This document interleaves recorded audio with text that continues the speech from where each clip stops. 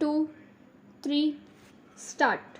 डाक और दूरसंचार विभाग के हड़ताली कर्मचारियों की सरकार से आज अचानक बातचीत टूट जाने के बाद कर्मचारी संगठनों ने बेमियादी हड़ताल का ऐलान करते हुए बातचीत हेतु दरवाजे खुले रखने की घोषणा की है।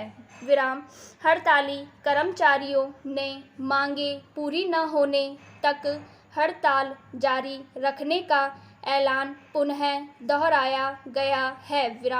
2 दिन पहले 23 अक्टूबर से शुरू हुई अनिश्चितकालीन हड़ताल से देश की डाक तार एवं दूरसंचार व्यवस्था एकदम चरमरा गई है। हड़ताल के तीसरे दिन आज देश के विभिन्न भागों में टेलीप्रिंटर सेवा गड़बड़ा जाने के कारण अखबारी दफ्तरों में भी काम प्रभावित हुआ है। विज्ञप्ति में दिए गए सूत्रों के अनुसार हड़ताली कर्मचारियों के रुख को देखते हुए केंद्र में दूरसंचार और डाक सेवाओं का काम सेना से लेना शुरू कर दिया है। डाक और दूरसंचार कर्मियों ने केंद्र सरकार के कर्मचारियों के वेतन भत्ता संबंधी विसंगतियां दूर करने की मांग को लेकर प्रारंभिक दौर में हड़ताल शुरू की थी।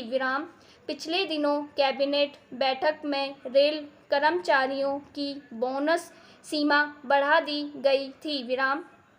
केंद्र सरकार ने इस रवैये पर सरकार को समर्थन कर रही मार्क्सवादी कम्युनिस्ट पार्टी ने क्षोभ जाहिर किया है। भारतीय जनता पार्टी ने भी इन कर्मचारियों की मांग का समर्थन करते हुए अपने बयान में कहा है कि कैबिनेट बैठक में जब रेल कर्मियों की बोनस सीमा बढ़ाई जा रही थी तब बाकी मंत्रियों ने अपने विभागीय कर्मचारियों के हितों की रक्षा क्यों नहीं की। अगर दूरसंचार विभाग ने बोनस की सीमा खत्म कर दी तो दूरसंचार विभाग पर करीब 2 अरब रुपए का अतिरिक्त भार पड़ सकता है। लेकिन दूरसंचार विभाग के सदस्यों ने इन आंकड़ों का खंडन या पुष्टि न करते हुए इतना ज़रूर कहा था कि थोड़ा ज़्यादा है।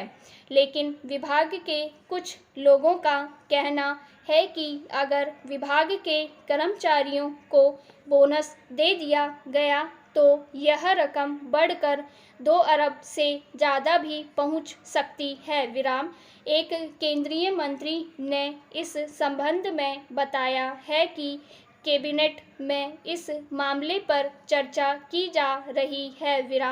इस संबंध में कैबिनेट का मानना था कि दूरसंचार विभाग को अन्य भागों से अलग करके नहीं देखा जाना चाहिए। दूसरे सभी मंत्रालय के कर्मचारियों को भी बोनस दिया जाना चाहिए।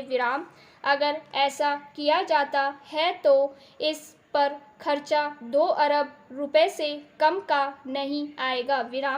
मार्क्सवादी कम्युनिस्ट पार्टी द्वारा हड़ताल का समर्थन किए जाने से यह मामला राजनीतिक शक्ल अख्तियार करता जा रहा है।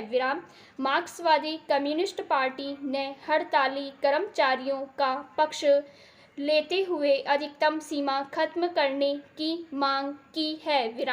अब संयुक्त मोर्चा सरकार इस बात के लिए रेलवे मंत्री को कोस रही है कि उनके मंत्रालय ने दूरगामी असर का आकलन किए बिना बोनस की अधिकतम सीमा खत्म कर यह दिक्कत पैदा कर दी है। बताया जाता है कि रेल मंत्री ने प्रधानमंत्री से संपर्क कर कहा है कि चूंकि बोनस का मुद्दा विभागीय स्तर पर तय होता रहा है इसलिए इसका प्रभाव दूसरे विभागों पर नहीं पड़ेगा।